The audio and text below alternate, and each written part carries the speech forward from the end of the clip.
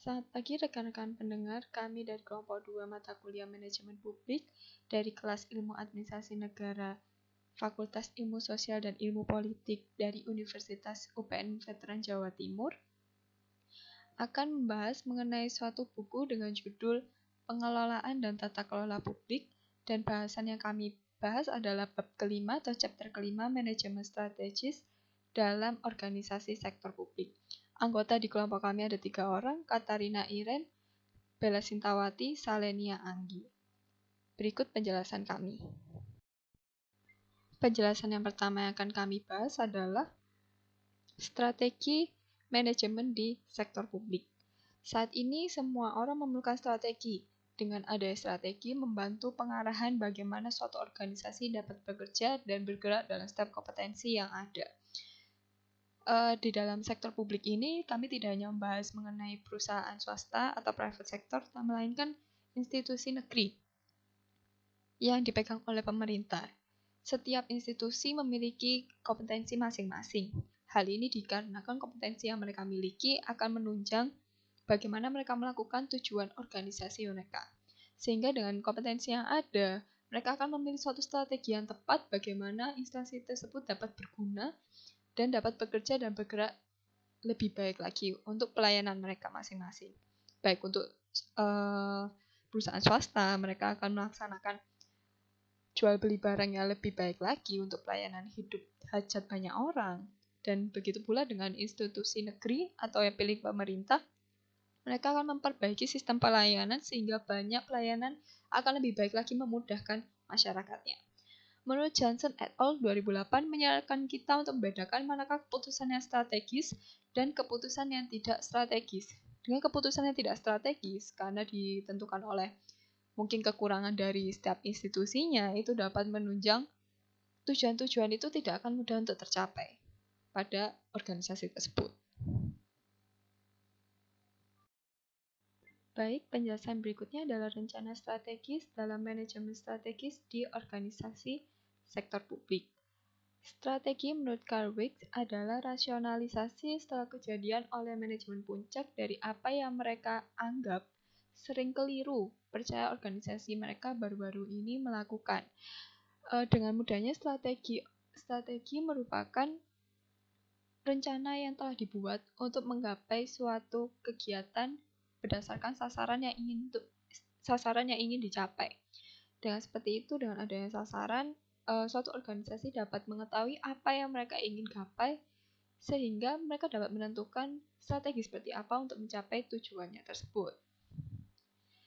Sehingga, namun lebih jelas bahwa manajemen strategis lebih dari membuat dan menerapkan rencana strategis. Setidaknya dari para ahli dapat menyebutkan ada 5 kegiatan dalam manajemen strategis, yaitu ploy making, organisasi kompetitif, membuat pola, positioning, fit, dan paradigma changing. Seperti itu. Baik, pada penjelasan berikutnya adalah mengenai mempersiapkan strategi perusahaan dan rencana bisnis. Berikut rencana strategis dalam perusahaan dalam pendekatan konvensional. Yang pertama adalah strategi pemasaran. Hal ini untuk merespon apa yang diinginkan pada lingkungan, sehingga saat kita mengetahui seperti apa keinginan lingkungan, kita dapat memenuhi apa yang dibutuhkan dari lingkungan tersebut. Misal, kebutuhan mengenai botol kemasan minuman, air minuman mineral seperti itu. Masyarakat menginginkan hal praktis sehingga mereka tidak mau lagi membuat air minuman seperti digodok dulu, dimasak dulu di kompor, tapi melainkan ingin langsung jadi minuman sudah siap untuk diminum. Maka seperti itu kita mengetahui, oh ternyata kebutuhan pasar seperti itu. Kita dapat memenuhi kebutuhan mereka. Yang kedua adalah layanan produksi dan strategi pengiriman. Hal ini dilakukan adalah untuk membuat penggunaan terbaik dari kemampuan internal. Suatu perusahaan memiliki suatu organisasi internal, sehingga dengan organisasi internalnya tersebut dapat menunjang perusahaan tersebut untuk memenuhi kebutuhan atau tujuan dari organisasinya. Maka diharapkan dengan layanan produksi dan strategi pengiriman yang baik, yang benar, sehingga tidak hanya untuk memenuhi kebutuhan masyarakat, melainkan juga dapat meningkatkan kualitas dari perusahaan tersebut. Yang ketiga adalah strategi keuangan. Nah, strategi keuangan ini adalah strategi yang paling dasar karena ini merupakan suatu modal dari perusahaan tersebut sehingga dapat berkembang untuk berikutnya, yaitu strategi keuangan untuk memastikan bahwa keuangan yang diperlukan tersedia untuk semua sumber daya, termasuk tingkat kepegawaian, lalu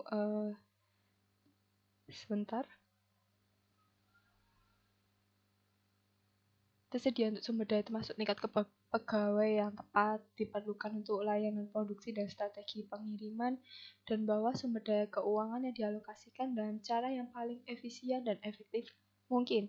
Seperti yang telah saya jelaskan tadi bahwa sumber keuangan atau strategi keuangan ini harus benar karena harus sesuai dengan tujuannya, harus digunakan secara efisien dan efektif sehingga segala bagian dari perusahaan tersebut dapat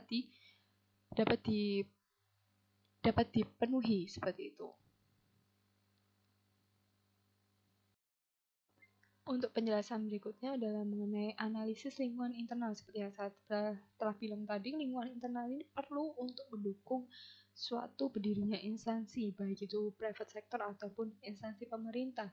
Karena dengan lingkungan internal yang baik atau yang mumpuni atau yang penuh dengan kompetensi dengan baik, itu dapat menunjang dari instansi tersebut. Maka yang dapat kita lakukan adalah cara menganalisisnya. Yang pertama adalah analisis rantai nilai.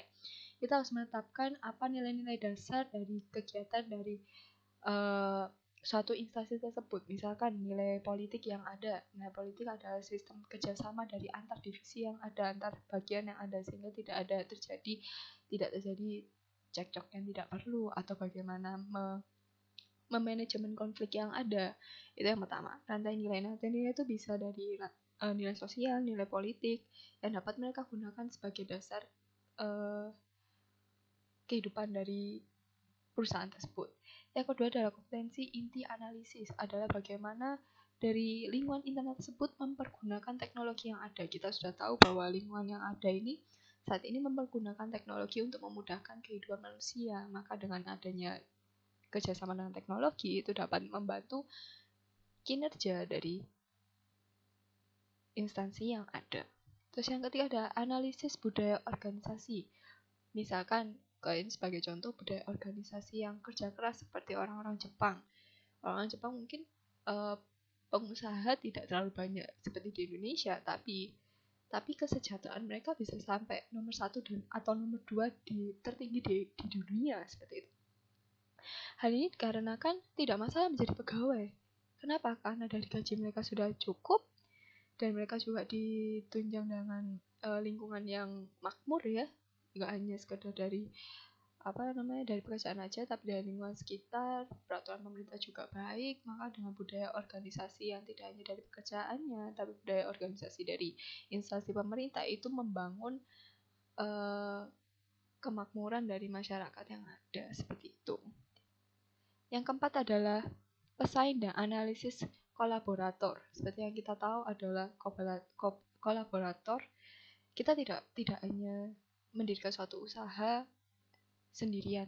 Kita bisa bermitra dengan usaha lain sehingga perusahaan kita pun bisa semakin besar dan semakin berguna bagi orang lain dan mendapatkan keuntungan-keuntungan lain sebenarnya. Tapi kita tahu bahwa ada pesaing yang dapat menjatuhkan kita. Maka dengan itu kita juga harus mengetahui siapakah pesaing yang dapat menjatuhkan kita itu. Apakah kelebihannya, apakah kekurangannya. Melalui celah-celah yang kita tahu, kita bisa mengerti. Kita bisa mengerti bahwa, oh, aku bisa mendirikan perusahaan ini lebih bagus lagi. Seperti itu. Untuk penjelasan berikutnya akan dijelaskan oleh teman saya. Pada slide ini akan menjelaskan tentang mengembangkan dan mengevaluasi pilihan strategis. Untuk menjadi sebuah organisasi yang sukses, diperlukan tindakan imajinatif dalam merancang berbagai pilihan strategi, sehingga mereka dapat dievaluasi dan menjadi pilihan strategis yang paling tepat. Proses evaluasi dapat dibedakan menjadi 3 kriteria, yaitu kelayakan, kesesuaian, dan akseptabilitas yang digunakan untuk menguji pilihan strategi sebelum memilih salah satu dari mereka. Berikut merupakan salah satu kriteria dalam proses evaluasi, yaitu kesesuaian. Kesesuaian pertama adalah pilihan. Dalam pilihan ini, biasanya disaring oleh penggunaan sejumlah analisis yang menguji usulan portofolio layanan hanya untuk kelompok sasaran tertentu dan akan menyediakan serangkaian kegiatan dan juga akan memberikan kecocokan yang baik antara apa yang dibutuhkan lingkungan eksternal dan kekuatan kelemahan yang diidentifikasi dalam organisasi. Yang kedua adalah kebutuhan dan penyediaan matriks. Dari perspektif organisasi komisioning sektor publik, yaitu organisasi yang memutuskan apa yang perlu disediakan dan untuk siapa sebagai lawan dari organisasi yang benar-benar melakukan penyediaan.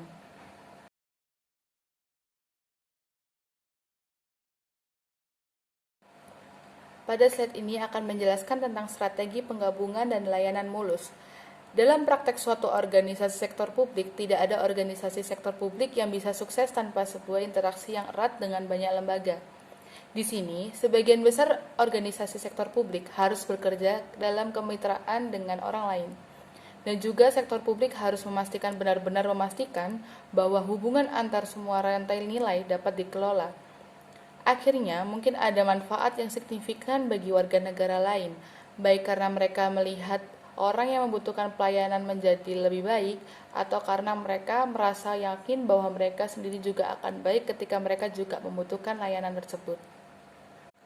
Pada set ini akan menjelaskan tentang manajemen strategis, perencanaan strategis, dan pemikiran strategis.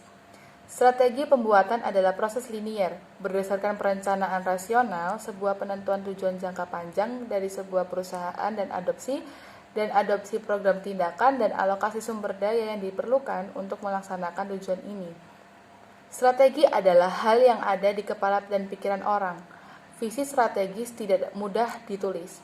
Jadi manajer yang akan menciptakan sebuah strategi dan perencanaan yang akan mengformalkan sebuah strategi. Banyak strategi yang menyadari tidak pernah direncanakan atau telah dihasilkan dari kesempatan yang tak terduga yang muncul. Formalisasi perencanaan sangat penting. Hal itu memungkinkan sebuah organisasi untuk menguji strategi yang muncul. Manajemen strategis lingkungan politik, kita tidak boleh jatuh ke perangkap kepercayaan yang mengatakan bahwa tidak ada perbedaan antara manajemen strategis di sektor publik, swasta maupun sukarela. Perbedaan utama dari konteks politik di mana organisasi sektor publik ini bekerja meliputi yang pertama adalah peran politisi, yang seringkali secara terbuka berbenturan dengan isu-isu strategis. Yang kedua adalah interaksi antara politisi dengan pemegang kepentingan. Yang ketiga adalah tekanan untuk segala pengambil keputusan jangka pendek akibat dari pemilihan reguler. Manajemen strategis melibatkan pengambilan keputusan yang sulit.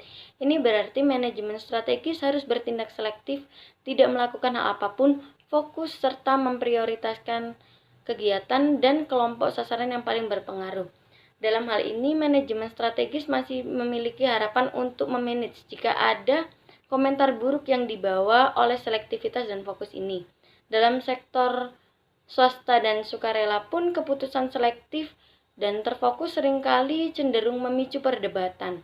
Tapi ketika suatu strategi ini telah ditetapkan dan dipilih, semua kelompok atau golongan diharapkan untuk mematuhi dan mendukung semuanya di hadapan umum. Sangat penting untuk terus mempertimbangkan interaksi manajemen strategis dan inovasi. Telah ditekankan bahwa budaya organisasi yang sehat itu di atas segala-galanya, termasuk juga budaya yang mudah beradaptasi, mencari inovasi sekaligus perubahan.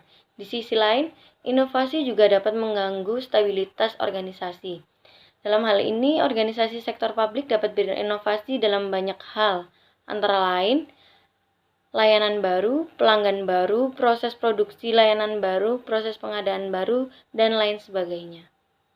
Sekian presentasi dari kelompok kami. Mohon maaf bila ada salah kata. Semoga ilmu ini bermanfaat bagi kalian semua. Terima kasih.